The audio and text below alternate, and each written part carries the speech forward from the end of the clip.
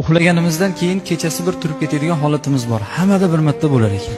Hammada bir marta bo'lar ekan. Agar kechasida bir marta turib ketadigan bo'lsak, aytishimiz kerak ekan: La ilaha illalloh vahdahu la sharika lah, lahul mulku va lahul hamd va huwa ala kulli shay'in qodir.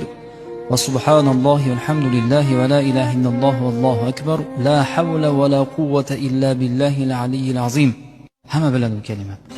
Mana shu kalimani aytadigan bo'lsa, kechasi bilan ibodat qilib chiqqanlik savobi berilar ekan.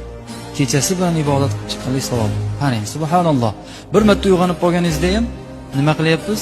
Shu kalimani aytadigan bo'lsak, zokir bandalardan deb yozib qo'yilar ekan. Bu kechasi bilan zikr qilib chiqdi Xudo taoloni. Nimaga desa, dabdurustdan turib ketganimizda ham Robbimizni eslayapmiz-da. Dabdurustdan turib ketib qolganimizda ham nima qilyapmiz? Alloh taoloni poklayapmiz. Bandaligimizni izhor